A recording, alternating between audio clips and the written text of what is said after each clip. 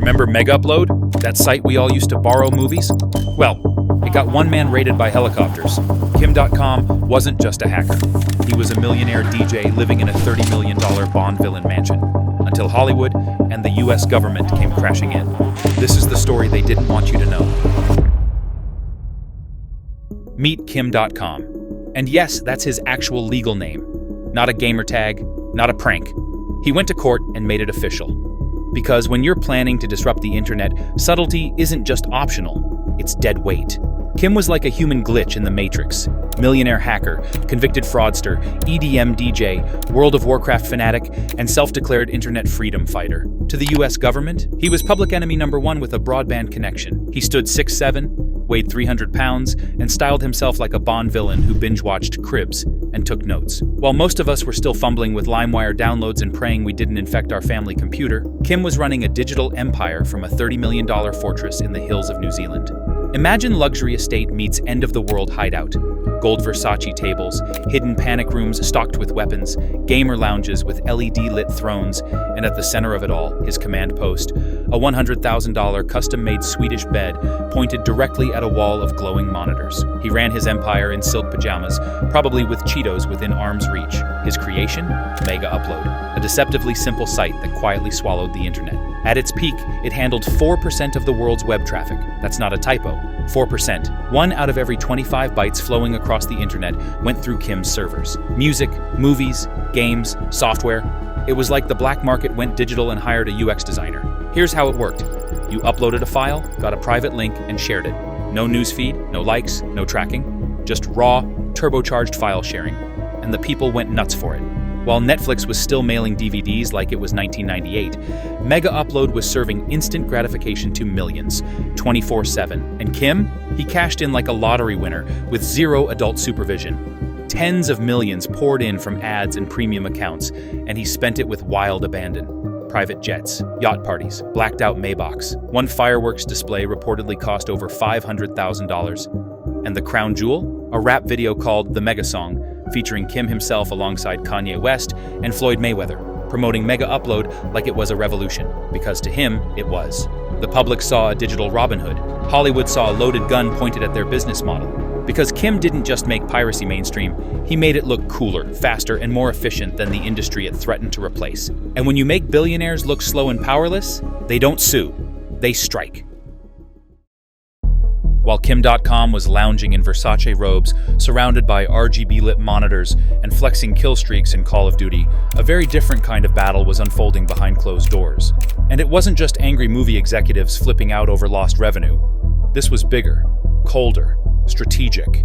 Hollywood was in full-blown panic mode. The Motion Picture Association of America, the MPAA, was hemorrhaging billions.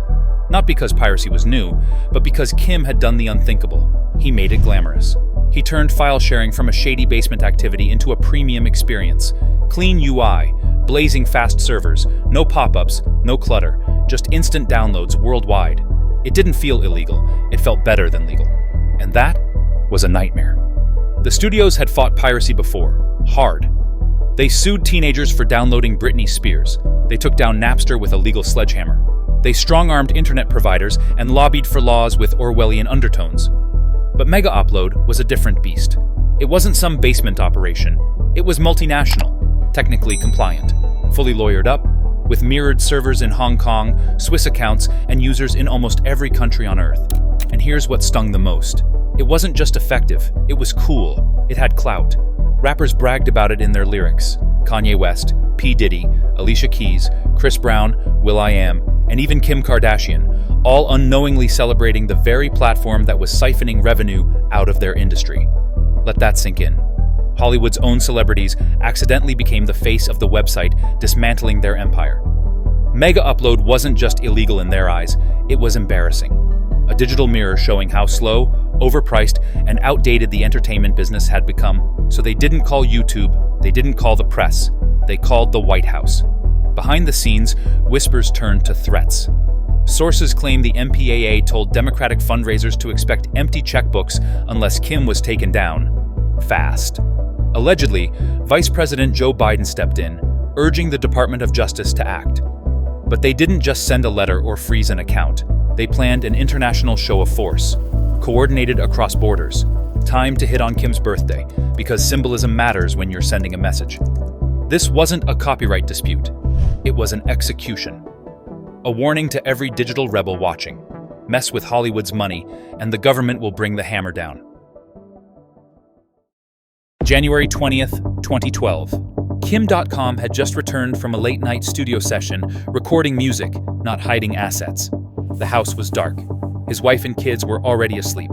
He padded barefoot across marble floors, grabbed a bottle of water from the kitchen, and slid into his custom $100,000 Swedish bed, surrounded by monitors glowing softly in the dark. He heard it, a low thudding, distant at first, like distant thunder. He thought it was his personal chopper returning, maybe a miscommunication. After all, his pilot did have a habit of landing too close to the rose garden. But this wasn't a landing, it was an invasion. Without warning, the night exploded into chaos. Helicopters whipped the sky, floodlights blasted through windows. 70 heavily armed agents stormed the property, led by New Zealand's elite special forces, backed by the FBI. Dogs barked, doors shattered, flashbangs echoed through marble halls. It looked less like a white-collar arrest, and more like a scene out of Sicario. Kim scrambled to his panic room, a steel and concrete vault hidden behind a bookshelf, outfitted with food, surveillance feeds, and a chrome-plated shotgun. But he didn't reach for the weapon. He didn't resist. He sat in silence, watching the cameras as the agents tore through his home. When they found him, hands raised, they punched him in the face anyway. At the exact same moment, on different continents, mirror raids were launched across 8 countries. FBI agents stormed data centers in the US and Germany. Banks were ordered to freeze Dotcom's accounts. $67 million in assets vanished overnight. They seized everything: his servers, his hard drives, his luxury cars, even his kids' toys. But here's where it gets twisted. The FBI didn't just act with force, they acted with deception. They allegedly planted flagged files on Megaupload, then used those same files as justification for the raid. They told Kim he was under investigation, but demanded he not delete any content, setting him up to fail. A digital trap, baited with their own fingerprints. And it worked. They didn't just take his wealth, they dismantled his identity, his name, his platform, his audience. All deleted, like clearing browser history from the face of the web. But here's the thing about Kim Dotcom. You can seize his servers, you can freeze his fortune, but you can't shut him up. He wasn't done, not by a long shot.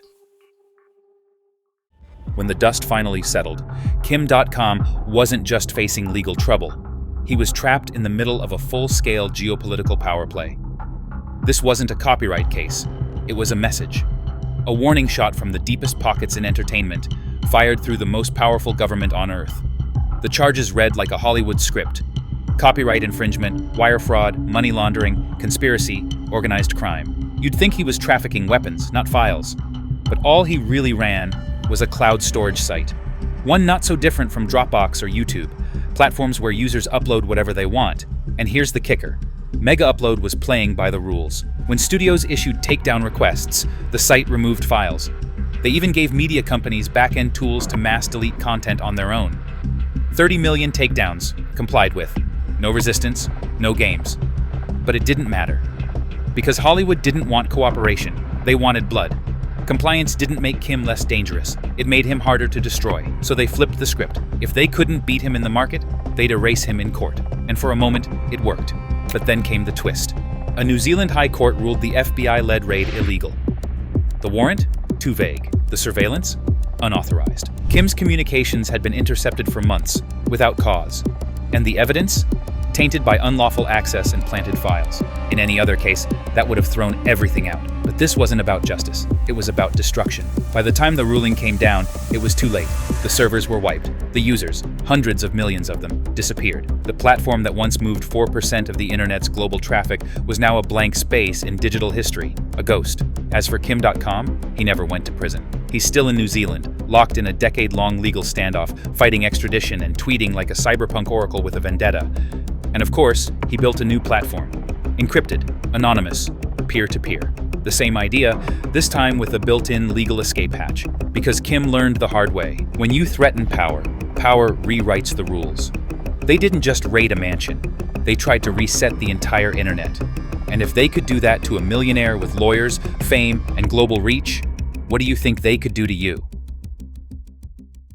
So, What did we just witness? A hacker turned millionaire who didn't just break the rules, he gave the internet a blueprint to do the same.